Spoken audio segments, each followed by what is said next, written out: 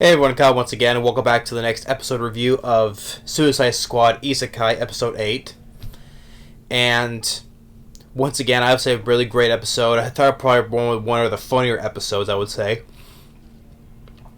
But one thing I would say with the ending of this episode, like the twist of it, especially with the twist with the Queen, I was like, okay, that kind of explains. Okay, I get it now. But it was like, oh, the twist, okay. That was pretty good. But anyway, getting into the rest of it, so after the big battle, right, with the Thinker and the Fortress and freeing the elves, right, and the Princess Fiona thinking that the Queen, her mother, would be happy with that, but no. She's more infuriated, like the last episode, and just like the full crazy eye stared, because like I said before, thinking that she wants to, have the war going, keep the wars going, for benefits, right? And so when they come back, she wants them dead or alive. And then once soon as they get back, I guess one of the Queen's representatives, I guess, belittling them, and then when Harley Quinn starts to speak up, the guy goes and freaking just bitch smacks her. And then just the shocked look on the rest of her guys' faces, right? And King Shark just goes and straight out eats the guy whole. And so they begin to draw their weapons, but what good is that going to do? But the Queen, the Princess, and Cecil, the knight that watches over Fiona, demands they don't, But the Queen lets them go, but except they hold King Shark captive and they want him executed. So they put this magic spell that ties him up, and so they ship him off wherever. So they're gonna have King Shark executed. The rest of them, they just go off and they just go off and get drunk at this bar, and it's pretty much one of the funniest things I've seen in the show. So they're all getting drunk. Well, probably except for Rick Flag.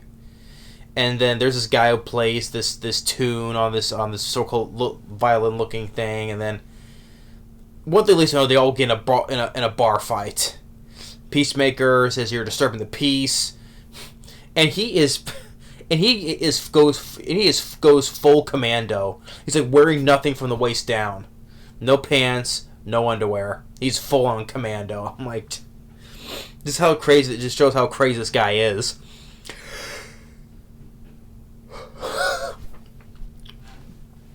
And the whole bar fight was just freaking hilarious. And then it just leads up into the morning afterwards, where they're all just crashed and burned. So, but then Rick decides, well, because since they had that radio he took from the plane, and they're all just leaving, and except for Artie, the little dragon that Harley adopted with, right? She goes and leaves them behind, and you get this little heartwarming moment. Just have a little heartwarming moment where, why'd you leave him behind? Well, Jesus goes and says, well, he can fly freely and goes if he wants to, and plus he made a friend, because Artie made a little, sort of another creature friend at the bar, and when they were leaving, they were both sleeping together, next to each other.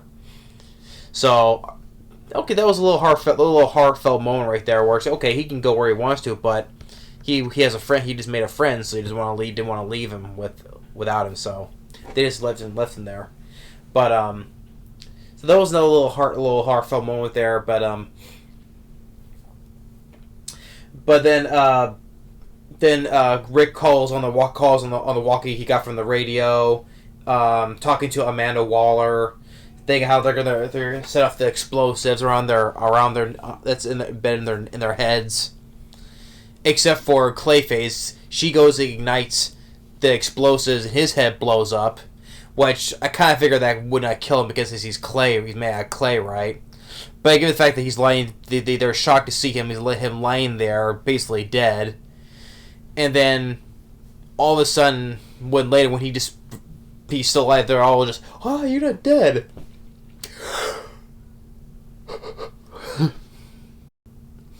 well, of course he can move his brain or heart or whatever anywhere part of his body. So, I figured he wouldn't die because he's made out of clay anyway. So, either I think that Amanda Waller did that on purpose, knowing he would not die,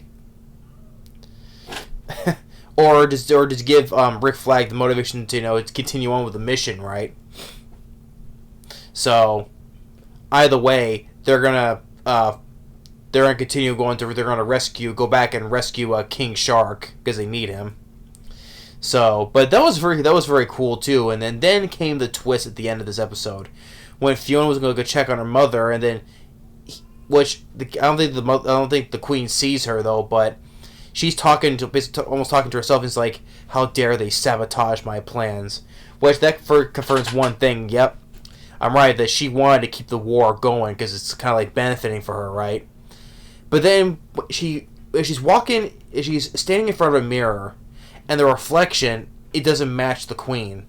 It's another creature. So basically, okay, she's either that's not the real Queen or she's possessed, showing what is possessing her, and seeing with Fiona's reaction, right? I'm like, okay.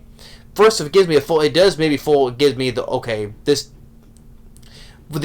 full understanding why she's upset, it's upset because the Suicide Squad keeps on ruining her plans. Because I'm like, okay, that kind of confirms that she wants to keep It wants to keep the war going on, right? Because it's very beneficial for her, or it.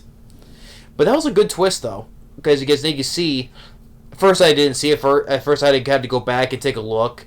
Oh, was it? I see. Yeah. In the mirror, that's not the Queen. Either it's possessing the Queen, or just it's disguised itself as the Queen. So, but yeah, there's a sabotaging my plans. Yeah, so that kind of confirmed that that's what her plan was. So she's infuriated by the Suicide Squad wars, just ruining her plans by winning those battles. But yeah, it was another really great episode. It's probably one of the funniest ones I've seen. Like I said, the bar fight was just hilarious. Peacemaker just crazy, going commando, and you get the little heartful moment where they're leaving Artie, but Artie follows him back and follows them anyway. And this the guy just bitch smacked Harley, because think of the old kind of punch that she would from getting hit was only from Joker, but that just set them off with just the looks on their faces when they were shocked to see that, and then just King Shark goes and full on eats the guy. I'm like, yeah, you deserve that. And then within the twist with the Queen, I'm like, gets me the full understanding of that. So now with the Princess sees that, so how are they that's gonna be racked? So. Damn, man, I'm just tired. That's all I am. But episode 8 of Suicide Squad Isekai, it was another really great episode. I mean, like I said, I don't understand why the hate for this show is, or the negativity. I just don't get it. I think it's one of the better, like I said, one of the better shows I've seen this season, and Lola, one of the better things I've seen from DC, so. But, like I said, funny bar fight, the twist ending with the Queen. So now episode 9, like, way this is going, I wonder if this could be a two-part, like a split core or a second season. So, but 10 episodes, because 10 episodes with this is not gonna way it's going with 10 episodes. From what I understand, it has to be like a split core, or season 2 has to come out. So. But either way, though, I really enjoyed the series, and it's having a fun time watching it. Like I said, I don't get the negativity about it. I just don't get it. Because, like I said, I enjoy the characters, the personalities, the energy, the charisma they have. But, it's been nothing but a fun show, so. And I said, the twist ending, okay, now I fully understand. But yeah, episode 8 of Suicide Squad Isekai, another thumbs up for this one. 10 out of 10 episode for me. Thanks for watching, stay tuned, and we'll see you next time on the next one on Failure Frame. Later.